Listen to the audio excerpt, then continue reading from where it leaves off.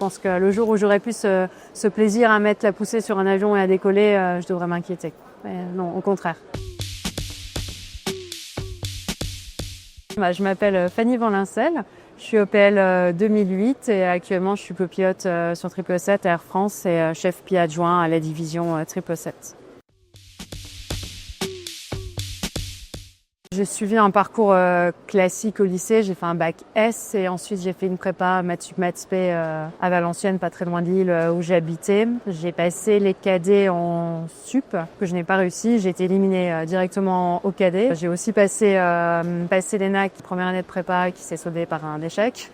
Donc en spé, j'ai recommencé l'ENAC et je suis allée jusqu'au psychothèque où là j'étais sortie et donc j'ai refait une deuxième spé où là ça s'est bien passé et je suis rentrée en 2008 comme EPL. La seule expérience que j'avais, à part un baptême de l'air en avion, j'avais pas d'expérience du tout de vol moteur, mais j'avais fait du vol à voile. J'avais passé plusieurs étés à faire du vol à voile à La Roche-sur-Yon. J'avais passé mon brevet de planeur là-bas et ce que je faisais, c'est en général, je travaillais le mois de juillet et en août, je partais un mois sur le terrain de La Roche. Je campais sur place et je volais tous les jours, donc j'avais à peu près 200 heures de planeur avant de commencer. Ça m'arrivait très tôt. Quand j'avais 14 ans, mon père m'a emmené à un meeting aérien en Belgique qui était assez impressionnant avec des patrouilles qui venaient de beaucoup de continents différents. C'est un meeting qui avait lieu tous les ans près de chez nous. Mais cette année-là, ils avaient vraiment mis les moyens. Et donc mon père m'avait pris des places pour qu'on aille sur la base. Et là, le spectacle était grandiose. Et quand j'ai vu toutes ces patrouilles, les démonstrations de F-16 belges et il y avait des Mirage 2000 qui étaient là aussi, je me suis dit mais c'est génial quoi. Moi aussi je veux faire ça. Je me revois encore des pilotes d'AMX, des pilotes de chasse italiens m'avaient fait monter dans leur avion au sol et j'étais dans le cockpit à regarder le spectacle. Là, c'est là qu'il y a eu le déclic. Et par la suite, je me suis dit, je vais être pilote de chasse, Ça m'est passé dans l'adolescence parce que je voulais pas forcément être militaire. Je voulais surtout piloter des avions sympas. Mais quand je me suis rendu compte du côté engageant de l'armée, je me suis plutôt orientée vers le civil. Ça a vraiment mûri toute l'adolescence, le lycée. Et j'avais que cette idée, c'était d'être pilote. C'est plutôt bien passé. Nous, en 2008, on était une grosse promo. Donc, on a été divisé en deux, en A et en B. Donc, moi, j'étais la deuxième partie. Donc, quand on arrivait, on avait déjà les collègues de promo qui avaient commencé un peu la TPL. Et ça s'est vraiment très bien passé.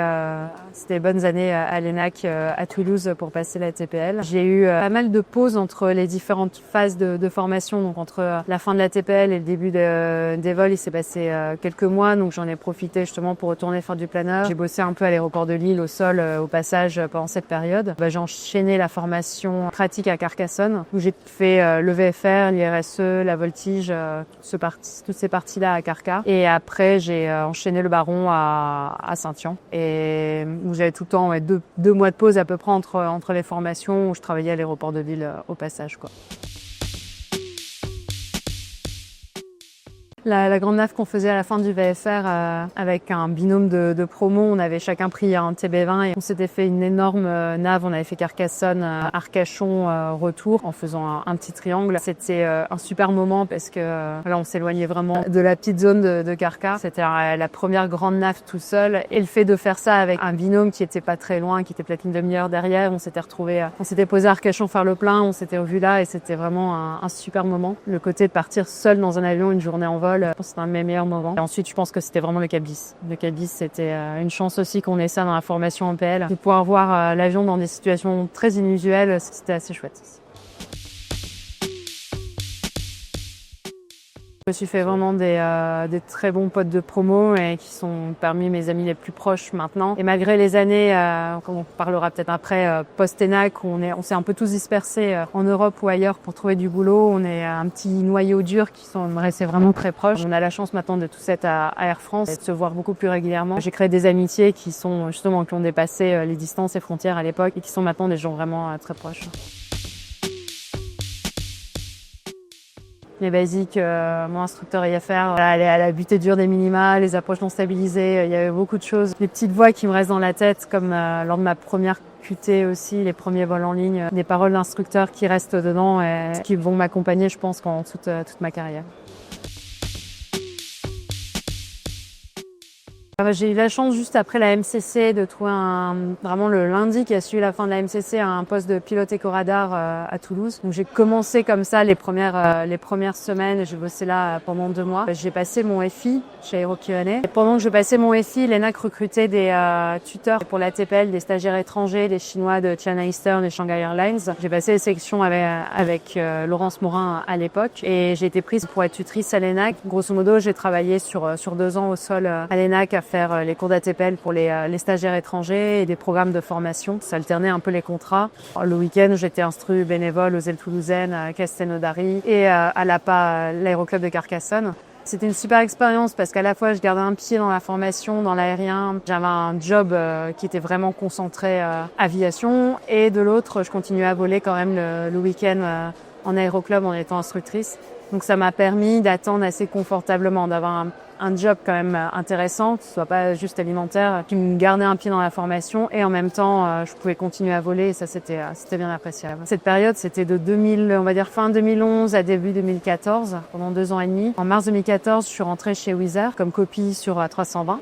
Donc j'avais juste 500 heures de vol, un peu plus, mais j'étais vraiment ab initio sur l'avion. Donc j'étais basée à Bucarest pendant 2 ans chez Wizz Air. C'était une super expérience parce que Wizz Air était une compagnie qui venait de débuter, qui recevait énormément d'avions. Donc, on volait sur des avions neufs, une très bonne maintenance avec Tanza et un réseau très riche au départ de Bucarest. On allait à la fois sur des petits terrains en Italie comme à Dubaï ou à Madrid. Donc, c'était super varié. Des météos intéressantes, que ce soit l'été avec les orages ou l'hiver avec les conditions temps froid. Ce qui était le plus riche, c'était vraiment le cockpit multiculturel. Ça m'a appris énormément sur savoir se positionner dans un cockpit quand t'as un capitaine qui est ancien pilote de l'armée rouge, qui est pas loin de la retraite, par rapport au capitaine de 30 ans qui est italien, tout jeune. C'est pas du tout le même positionnement, la façon de réagir. C'était super riche de ce niveau-là. Et donc après ces 2 ans chez Wizz Air, j'ai eu mon ATPL pratique et je suis rentrée chez Aer Lingus en Irlande. Donc je suis passée de l'Est à l'Ouest, à l'Europe de l'Ouest. Complètement différent cette compagnie. C'est un peu une compagnie hybride, plus une low cost comme Wizz Air, mais pas non plus une compagnie nationale comme Air France. J'ai adoré leurs procédures, leur état d'esprit. C'était la rigueur anglo-saxonne, mais avec un petit côté quand même plus qui arrondissait les angles, un petit peu plus latin mine de rien. Encore qu'on était une quinzaine de copies, une quinzaine de captains. Donc c'est une ambiance très familiale. J'ai vraiment aimé cette période, un peu ambiance aéroclub et une compagnie dans laquelle je me suis vraiment épanouie et un pays où j'ai adoré vivre. J'ai eu la chance d'être appelée par Air France en 2018. Donc c'est ce qui m'a fait quitter l'Irlande, sinon j'y serais restée. Je suis rentrée à Air France donc en février 2018, donc quasiment 7 ans après la fin de formation. Chez Wizz Air, c'était le temps froid, des hivers qui étaient rudes, des conditions météo vraiment assez impressionnantes. Je me rappelle une journée où on faisait un Bucarest-Rome, Rome-Bucarest, Bucarest-Chișinău en Moldavie, Chișinău-Bucarest. Et sur le Rome, on a eu du wind shear à l'atterrissage avec remise de gaz, deuxième approche. On a pris pas mal de retard, on est reparti un peu décalé avec les orages, turbulences vraiment sévères. On a eu à Bucarest, on n'était pas loin du TSV, des limites de temps de vol et on a quand même pu repartir sur Chișinău où là c'était tempête de neige avec les conditions, la piste qui était contaminée. Et Chișinău c'est une piste de 3000 mètres donc c'est quand même très long en 320. Le capitaine est TPF et je me rappelle vraiment au freinage, ça freinait pas. On était repassé en idle reverse tellement l'avion glissait sur la piste et on a vu le bout de piste arriver et c'était pas super confortable de voir le bout de piste arriver sur Chișinău. Et au retour de ce vol-là, sur le Chișinău-Paris, donc déjà j'avais fait le tour avion avec de la neige jusqu'aux genoux parce qu'ils avaient juste déblayé au niveau des roulettes de nez et du train principal pour l'avion. Donc c'était totalement, pour une capitale, c'était assez surprenant. Et sur le retour, on a eu une passagère qui avait perdu connaissance et qui faisait un malaise et les PNC n'arrivaient pas à la réanimer. Et on était en finale pour Bucarest, donc on s'est posé et on a appris le lendemain qu'en fait elle avait fait un coma éthylique. Tellement je pense, l'avion était très en retard à Chișinău et je pense que les gens ont bu pendant ce temps-là pour repatienter. Et donc c'était du wind shear, une lance sévère, un atterrissage très très long et une passagère malade au retour. C'était une sacrée journée. Alors, en incident, j'ai pas eu de gros soucis techniques, je touche du bois. Plutôt des pannes assez qui se géraient plutôt bien, mais j'ai eu un décès en vol sur un vol long courrier en retour New York à Noël. Donc ça, c'était un moment assez difficile, bon, surtout pour les PNC. C'est arrivé à un monsieur qui voyageait avec sa famille juste après le service, il a fait un malaise et ils ont pas réussi à le réanimer. Il y avait un médecin à bord et nous, on n'était pas loin de commencer, on commençait à rentrer sur l'Atlantique, mais on n'était pas encore en ETOPS, on n'était pas encore très loin des terrains d'appui et on était prêt à dérouter. Et en fait, avec concertation avec le SAMU de Paris en SATCOM, on a constaté le décès de la personne, donc il n'y avait plus trop d'intérêt de faire demi-tour. On a poursuivi sur Paris avec un équipage commercial qui a extrêmement bien géré la famille de ce monsieur parce qu'il était avec ses enfants et petits-enfants. C'était un moment vraiment difficile parce que même si nous, techniquement, on n'est pas affectés, ça n'a rien à voir avec le technique, mais humainement, de sentir l'équipage qui souffre, les passagers impliqués, c'était vraiment un vol pas facile. Je continue à voler, mais au Canada, à faire de l'hydravion. Je fais des voyages tous les ans avec des amis. On part une semaine faire un peu d'hydravion. Parce que j'ai un ami qui a une école là-bas avec son propre hydravion. Donc je fais un peu du one shot, une petite injection d'aviation légère tous les ans. Très tentant de continuer à faire de l'aviation générale, mais ça prenait quand même beaucoup de temps. Et comme je suis investie dans pas mal d'activités différentes, je me suis dit que c'était bien aussi de faire autre chose. Et donc voilà, petit shoot d'hydravion une fois par an. Et même si j'aimerais en faire un peu plus. Ouais, donc je suis rentrée à France en 2018 sur 320. J'ai fait 3 ans donc de moyen courrier parce qu'il y a eu le Covid entre deux, donc je devais partir en 2020 sur long. Avec la période Covid, ça a été repoussé d'1 an et je suis arrivée donc en 2021 sur 777. Ce qui était bien parce que finalement 3 ans de moyen courrier, c'est passé très vite. Il y avait plein d'escales vraiment chouettes à découvrir, un très beau réseau sur moyen. Et en 2021, je suis arrivée sur 777. C'était la première fois que je faisais du Boeing. Après 7 ans d'Airbus, j'étais très contente de voir un autre avion. J'avais hâte aussi de faire du long courrier et mes attentes ont été plus que ravies parce que c'est vraiment un rythme qui me correspond très bien. Même si finalement il y a beaucoup moins de mania et ce sont des vols qui peuvent paraître très longs par moment. Le rythme me plaît beaucoup et l'avion est vraiment agréable à piloter. Depuis septembre 2024, j'ai rejoint la division 777 où je suis chef pilote adjointe. Donc je m'occupe de tout ce qui est vie courante des pilotes, suivi niveau professionnel, les négociations avec les syndicats. C'est un poste vraiment large qui se veut proximité avec les collègues et je suis aussi passée TRI sur 777 cette année et à côté de ça je suis aussi référente harcèlement pour les pilotes au sein d'Air France. Faut être bien organisé, on va dire. Le plus dur, c'est d'arriver à cloisonner aussi avec la vie perso, parce que jusqu'à présent, je faisais partie pas mal d'associations aussi à côté du boulot, donc il a fallu diminuer ce temps-là au profit maintenant d'une activité professionnelle qui est quand même assez large. Donc c'est un choix, c'est aussi super. J'aime beaucoup les activités, les fonctions que j'ai actuellement. Plus dur, c'est d'arriver à dire stop à un moment donné pour avoir un peu de temps pour soi. Voilà, il faut être organisé à l'avance. J'ai des amis compréhensifs aussi qui savent que je suis pas là tous les week-ends et ça c'est la vie de navigant et il faut savoir s'accorder des vacances à certains moments et bien optimiser le temps, mais ça se fait de là. Je fais du convoyage d'enfants malades coureux. Donc concrètement, je fais entre guillemets la nounou dans l'avion où je m'occupe d'aller chercher les enfants qui sont en attente de soins, donc la plupart du temps en Afrique dans leur famille, et je les accompagne jusque Roissy ou jusque l'hôpital où on se fait opérer souvent de maladies cardiaques en Europe. Je m'occupe vraiment d'accompagnement. Donc dans l'avion, je m'occupe des soins de l'enfant et de le guider et d'être là avec lui. Et je fais le relais entre la famille d'accueil, les parents ou les médecins. La plupart du temps, ce sont des enfants qui ont des graves pathologies cardiaques qui peuvent pas être soignés en Afrique ou des gros problèmes de scoliose, des maladies assez graves. Et avec Mécénat Chirurgie Cardiaque ou Médecins du Monde, d'autres associations, ils s'occupent d'opérer gratuitement ces enfants et de les passer en famille d'accueil.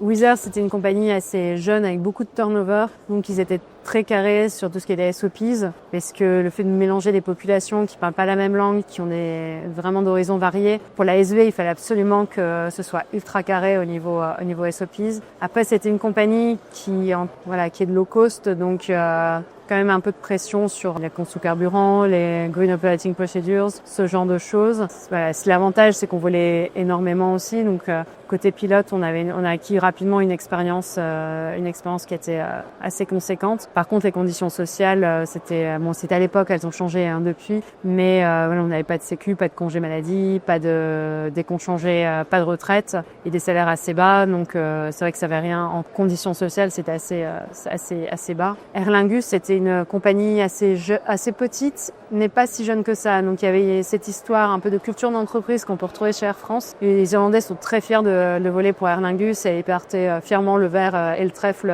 irlandais. Et ce qui était vraiment très chouette dans cette compagnie, c'était la proximité. On n'était pas un matricule parmi d'autres et tout le monde connaissait tout le monde. Donc ça, a ses avantages, ses inconvénients. Mais moi, j'aimais ce côté amical et j'ai vraiment créé des très fortes amitiés avec d'autres pilotes, des hôtesses stewards là-bas. Et même maintenant, quand je retourne en Irlande, à l'aéroport de Cork, au PIF, les agents de sûreté me reconnaissent. Et ça, c'est assez rigolo parce que finalement, les employés de l'aéroport, ils sont pas très nombreux, c'est toujours les mêmes personnes. Et donc, ce côté familial m'a énormément plu chez Aer Lingus, qu'on retrouve moins chez Air France forcément de par la taille de la structure. Mais Air France, ouais, c'est des conditions de travail qui sont vraiment extraordinaires, des opportunités de carrière qui sont aussi très grandes. On a un réseau ultra varié, on va partout dans le monde. La chance de pouvoir faire du moyen, du long courrier, de choisir son avion, de par là le réseau et de décider de sa carrière aussi.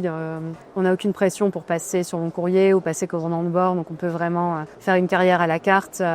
Il y a beaucoup de possibilités de postes au sol, j'en bénéficie et ça c'est vraiment super de pouvoir voir un peu en dehors de notre cockpit ce qui se passe dans la compagnie. C'est super enrichissant de découvrir tous les services qui travaillent autour de notre avion et puis c'est la compagnie nationale, donc la fierté aussi de pouvoir voler dans un avion français et de représenter la France aux quatre coins de la planète, c'est aussi vraiment quelque chose de très épanouissant.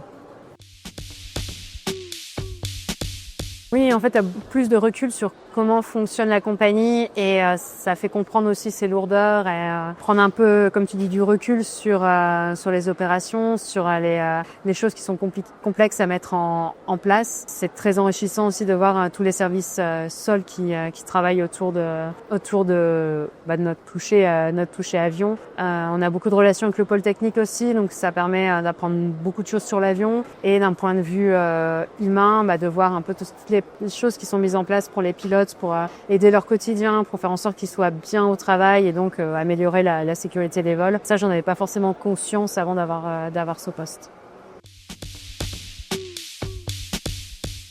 Forcément, parce qu'on représente un peu la direction, donc c'est moins anonyme qu'avant lorsque je fais un vol, ça c'est sûr. Ça produit beaucoup d'échanges, donc on parle énormément de sujets du moment dans les cockpits et on a aussi un devoir d'exemplarité, pareil envers les collègues, donc ça rajoute une petite pression aussi, mais c'est quand même assez bien.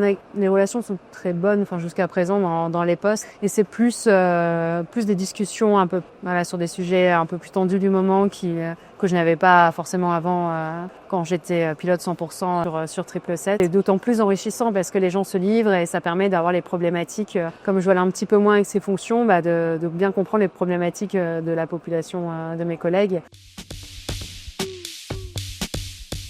Ce que j'aimais bien, côté chef pilote adjoint, c'était la proximité avec les collègues et essayer de pouvoir rendre service aux collègues et d'être là au quotidien. Ce sont des postes qui sont quand même assez engageants en termes de journée sol, donc ça diminue beaucoup les vols et je voulais vraiment un poste qui me plaise à 100% pour dire de voler moins. Sinon, je trouvais que ça en valait pas la peine. Et ce poste-là de chef pilote adjoint, c'est très varié, c'est vraiment riche en termes de panel sur les sujets qu'on balaye. Je voulais avoir aussi un poste qui soit direct en lien avec les pilotes, avec les collègues et un peu de front pour pouvoir essayer d'apporter mon petit grain de sable à la compagnie et d'essayer d'améliorer les choses à ma petite échelle, de faire remonter les voiles des pilotes. Et c'est ce côté proximité qui m'a plu dans le poste et c'est pour ça que j'ai postulé.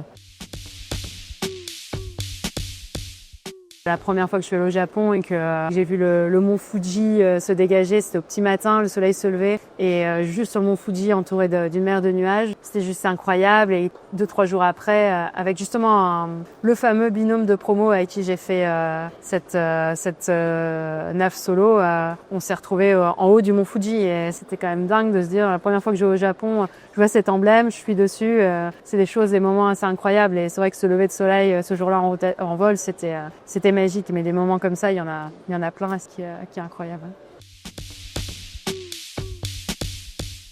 C'est compliqué.